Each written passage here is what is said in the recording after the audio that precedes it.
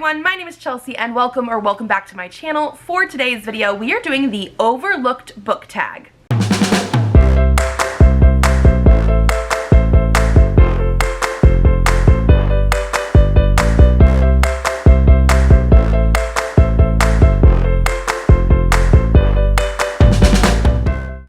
Book tag that was created by Kirsty from K-Beth Bookish. She is also the person who tagged me to do this. I'm very excited to do it because it is one that we're doing like to talk about overlooked books or overlooked things in books, and it just sounded very fun. So we do have 10 prompts here and we're gonna jump right on in. So the first one is your favorite secondary or minor character / characters. You can do as many as you like. The first thing that pops into mind for me, mostly because I have been obsessed with City of Bones and like the Mortal Instruments series and stuff like that for forever. Like I remember reading the first book back when it like first came out. I think I was like a junior in high school, and so I was the perfect age range for it, but I have always preferred the side characters in this series over Clary and Jace. In general, Simon, Alec, Magnus, Isabel, even when we get into the later books in the series and we get like Maya and stuff like that, I just have always preferred the side characters. I want to say like Alec, Magnus, Simon are probably like my top 3, and I was always more concerned about what happened to them than I was Clary and Jace. That's just what it was. This is a very like urban fantasy YA. I mean, I'm not gonna like try and hate on Clary because like I feel like a lot of people didn't like Clary in this series because she was like somebody new to the world of shadow hunting and trying to solve problems by herself, and yeah, that can get her into trouble. I did like her as a character. I just always found myself being drawn to the secondary characters more, and I do feel like that is sort of a common thing for me in these books. Whatever the main couple usually is in the Shadowhunters world, I'm not as much of their fan as I am the secondary characters.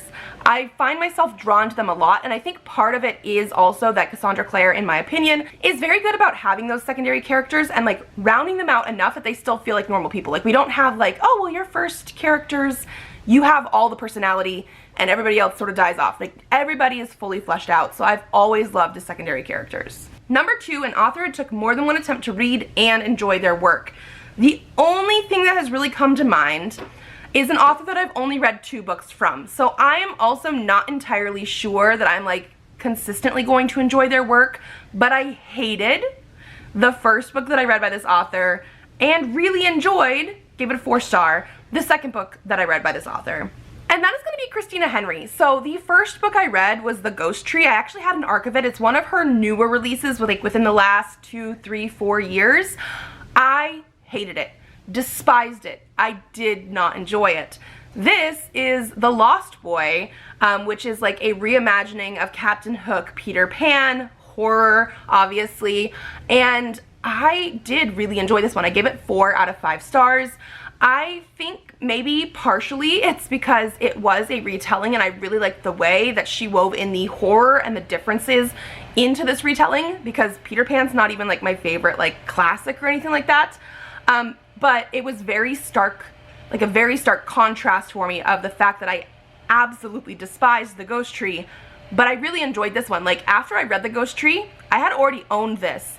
I almost got rid of this, and then I read it for like a Peter Pan themed reading vlog that I did one year, and I really did enjoy it. So I do want to try more from Christina Henry, but she's one of the only authors that I actually had a book that I hated. Hi Presley, what'd you make? A Horsehead Nebula. A Horsehead Nebula. And then I had another book that I actually really enjoyed. Number 3, your favorite book from a genre you don't usually read.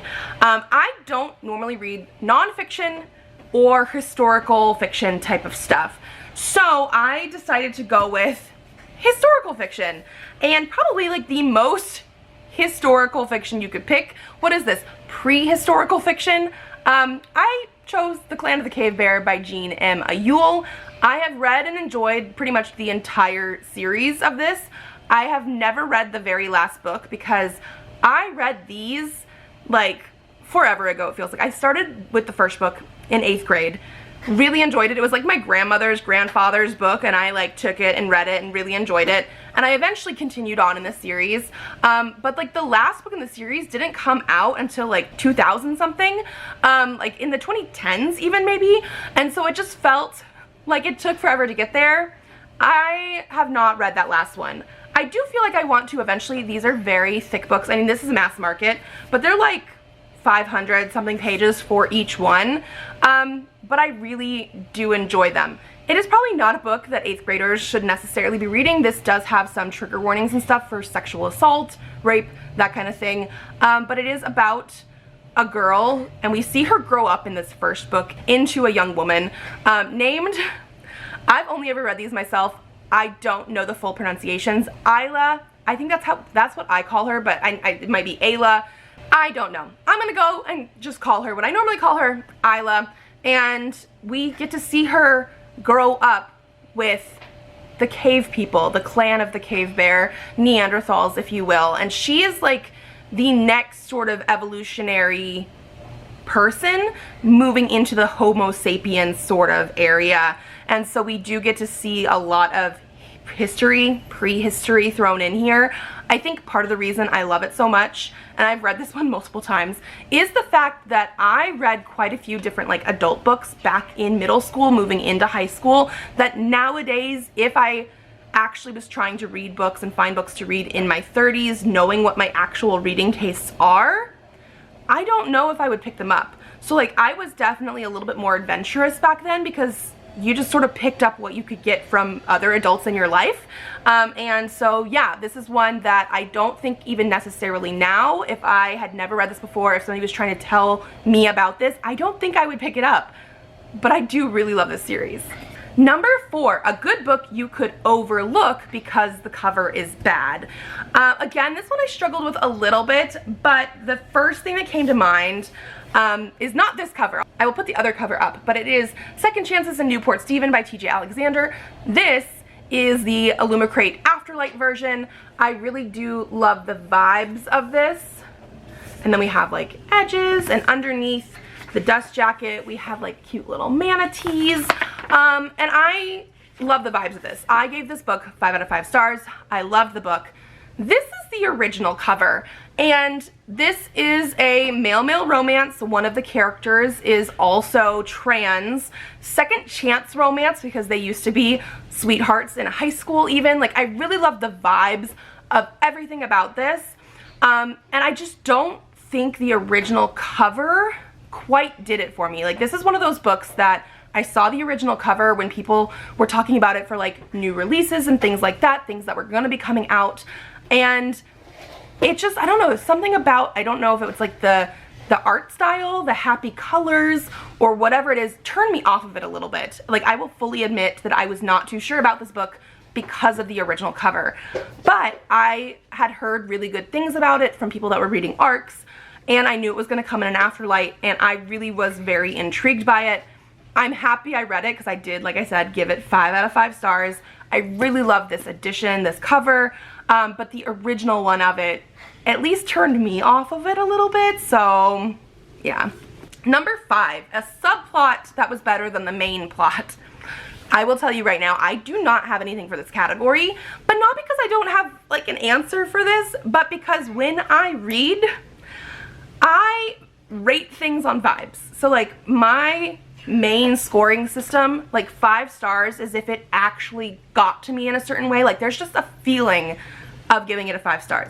I have books that I've rated 5 stars that are not very well written, or like there's something that potentially objectively could be off with it, but I gave it 5 stars because I loved it. Like, there's things like that. But that means I also end up forgetting character names sometimes and plot details quite quickly even. I don't remember what books have subplots or what those subplots are. To me, the vibes of it just might be like, I really liked this. I can't for the life of me think of anything for this right now. Yeah. Number 6, a book you want to give a second chance. This was a little bit hard as well, because if I DNF a book, I DNF a book. I'm usually not ever considering giving it a second chance. It's either just not for me, or something was bad about it, or it was very mediocre and I just don't want to waste my time. What'd you do this time? Ooh, what's that? Ball inside the ball inside the ball. So I actually picked a book that I started last year, and it was for like a TBR, and I just never got past maybe like 11%, and it wasn't in a bad way. It was in a, I reached a reading slump, and then I had so many other books and TBRs that I needed to do, and it just fell off the wayside. Like, it just got pushed back and pushed back and pushed back, and when we eventually got to 2024, I was like, I'm gonna start over and take it off my list of things that I'm currently reading. So I have Rest in Pieces by Lucinda Dark. This is supposed to be like almost like a Buffy the Vampire Slayer because it's Barbie the Vampire Hunter. Like I said, I got maybe 11% in. It actually is YA, which I didn't know when I was going into it. I really thought it was gonna be at least new adult, if not adult, based on the cover. But there is still something that is intriguing me about it. The writing style is pretty good. It is very much, you know, paranormal, romance. I'm pretty sure there's gonna be romance. I do think I want to give this one a second chance eventually, but it's not something that like I hard DNF'd. It's just, it fell by the wayside. Number 7, a book you weren't interested in at all, but have been influenced by others to now have it on your TBR. Fourth Wing by Rebecca Yarros. I was never really into the hype of Fourth Wing. Not to say that I was like disinterested, more just sort of indifferent. Like, I have other Rebecca Yarros stuff on my radar. I have a different one on my TBR. And I just had heard about this like once it came out and sort of exploded in popularity. It was never on my radar before that. It was just not something that I was really aware of. And then hype doesn't necessarily get to me too much, but I usually do wait for it to die down a little bit. Like, I'm not going to go out of my way to go get something because there is a lot of hype. But I did see this holiday version at Costco for a good price, so I picked it up. But not only that, my sister read and loved this one, and actually for my 12 Books, 12 Friends for 2024, she's the one that told me I have to read this, so I am planning on reading this one this year in 2024. I think I have another friend that wants to do it as a buddy read near the end of the year. But yeah, so this was just never something that was like fully on my radar, something that I wanted to read, but we have it now. Number 8, a small moment or character in the book that stole the show and sticks with you. Again, like we said before, I'm really bad about remembering small details and things like that.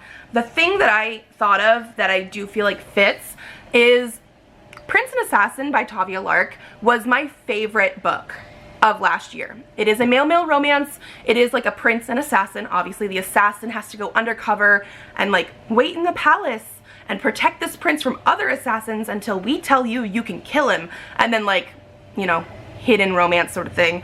I really did like this, but I think the thing that like sold it even more for me and something that I fell in love with and I think just really added to the book is the fact that we have cats in here.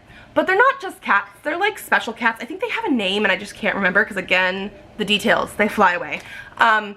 They're special cats. One of them is telekinetic and one has telepathy, and so the one that has telepathy actually can talk to our assassin character, and they really just served a role as an extra character, not in a big way, but in a nice way, and I really liked that fact. Like, I just liked the fact that we had cats in the book and that they actually had a purpose and it was sort of magical, and so, yeah. That was just an extra thing that sold this for me. Like, I really did love this. This was my favorite book of last year. So, yeah. Number 9, some series take a while to develop, a series that gets better with each book. So, I had another little bit of struggle with this one because I feel like this is one of those things where like, if I really like a series and I feel like I'm continuing with it and it's getting better every single book, all of the ones that I was thinking of, I actually gave the first book 5 stars. Like, I still really enjoyed it. I did have a couple series where like book 2 or book 3, depending on how long the series was, were maybe not as good as book 1, and so it wasn't like every single book was getting better. What I ended up landing on is The Promised Neverland by Kayu Shirai. This is a manga series that has like 21 volumes, something like that. I absolutely love this one. I can't even really get into what it is, but I will say I gave every single volume of the series 5 stars because we had lots of twists and turns and development here, and I was wanting to get the next volume like after every single time I read some. Like I picked this up in, you know, bundles of 4 or 5 books at a time because you want to keep reading this. You have to keep going to know what's going on, and everything really did seem to serve a purpose. Like I absolutely loved everything about this one. There was no dull book in my opinion, but basically we follow this like group of characters that live at an orphanage, and they live with like the woman that takes care of them. They call her their mom, and you know, stuff happens from there. I really can't get into it. If you know nothing about this, I can't get into it because there's so many, like this first book, you have a twist. Like I can't. But I love it. I love every single book in the series. Every single one was phenomenal. And then number 10, name 3 to 5 books you've never seen anyone else talk about that need more attention. So I feel like a lot of the ones that I picked are more indie focused because that makes sense, but I also picked a couple that I feel like used to be talked about a little bit and now sort of died off the radar, and I would just love more people to read. So the first one I have here is Our Bloody Pearl by Dean Bryn. I feel like this is very fitting after everything that has happened with Freitas Moon and Rainbow Crate recently. Dean Bryn got like roped up into this whole controversy near the end of last year, and I used to talk about this on my channel a lot. It's always been behind me on my favorite shelves, but I hadn't found a way to really bring it back in a lot of things. But because of everything that was going on, it also was just one of those things where I wasn't too sure how to broach the topic because we never really got full details until recently. And I do think that this is one of my favorites of their work. I know a lot of people nowadays have been reading their vampire books. This is an author that is non-binary and autistic. This book does have a non-binary siren. They are also disabled. We have lots of characters that also have other LGBTQ identities. And this one I just really fell in love with. I went into it expecting a romance. It is not a romance. It is more just like a fantasy. It does get a little bloody and stuff as well, but it's very found family-esque. One of our other characters is asexual. Like I just really love the representation here. I loved reading from these characters' perspectives, and I do think it needs a little bit more love, especially with the fact that all this controversy stuff had been happening recently, and like I said, a lot of people have been moving on to Dean Bryn's vampire books, but this one is like one of my favorites. I also wanted to bring up another author who I actually have 2 books from, which is Laura Diaz de Arce. Both of these collections are short story, horror, fantasy, sci-fi sort of collections. It definitely leans heavily into the horror mostly, but not all of the short stories are going to be horror based. But we do have Monstrosity and In Absence. I love both of these collections. More than half of the stories in both of them I gave 5 stars. Like I absolutely love these. They got me in my feelings for a lot of them. And so this is just one of those things where I feel like more people need to read them. And then go and review them as well, because Monstrosity has more reviews than In Absence on like Goodreads and things, because In Absence just came out 1, maybe 2 years ago, but I absolutely love them, and people just need to read more. Then I also have The Princess and the Grilled Cheese Sandwich by Dea Muniz. This is a non-binary author, but it is going to be a sapphic romance story. It is a graphic novel. I absolutely love the art style and everything in here. But basically, we have 2 main characters. We have Princess Brie and Lady Camembert. And when Lady Camembert's father, I think, is dying, she has to assume the role of Lord Camembert, because this is semi-historical as well.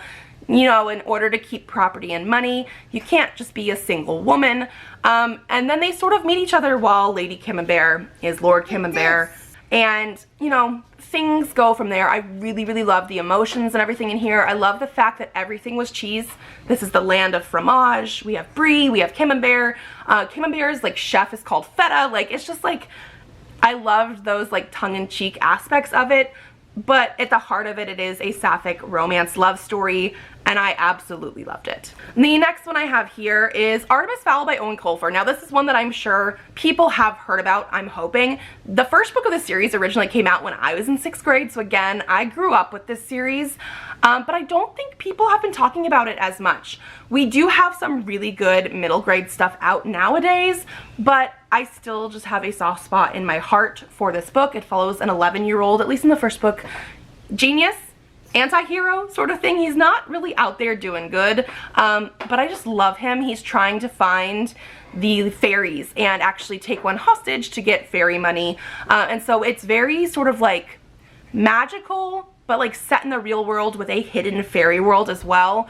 And there's like 8 books in the series. He grows up in the books and we grew up with him, or at least I did, because I definitely read them at the right time when they were coming out. I just absolutely love the characterizations here, the writing style, the whole like world. It's amazing. And then the last one I wanted to talk about today is The Merciless by Danielle Vega. Another one that I feel like used to be talked about a little bit, still sort of niche, but I haven't heard like anybody talk about it recently, and I absolutely love these. I've read the first 2. I need to finish this series. This is hot pink with a pentagram on it. This is YA horror, very horror, and I have really enjoyed them. This one specifically starts off with like a new girl in school who's trying to make friends with the popular kids, and the popular girls decide that in order to like hang out with them, this girl's gonna have to help them do an exorcism on one of their ex-best friends because they're pretty sure she is possessed by a demon. It is very sort of like, what is going on, like darkness in that way specifically. Like, is she actually possessed by a demon? Are these girls crazy? Are they just bullies? Like, you never know. And I really liked that sort of aspect of it. I also like that it didn't really pull any punches, so even though this is YA horror, we are definitely getting into that horror. And then like I said, this is a 4-book series. I've read the first 2. I want to finish the other 2 as well, but I love the fact that they're all pretty much this, like, one is hot pink, one is glittery, one is gold. Like, it's just like, the covers, I think it's hilarious. It's one of those books that doesn't have a dust jacket, it's just the hardcover, but like hot pink, and then it literally has a mature audience warning in the front because, yeah. Okay, so those are all of the prompts, all of the books that I wanted to talk about today. I do think I'm going to tag a few people, but of course, if you see this video and you want to do it, definitely do it. I'm going to tag Nikki from Nerdy Nikki, Mel from A Book Fiend Named Mel, and Christina from Northwest Reader. I would love to see you guys do this. Tag me as well, and that is going to be it from me today. If you guys liked this, leave a thumbs up to let me know. Subscribe to this channel if you'd like to see more videos. I do have videos coming out Tuesdays, Thursdays, and sometimes Saturdays, so I will see you then. Bye!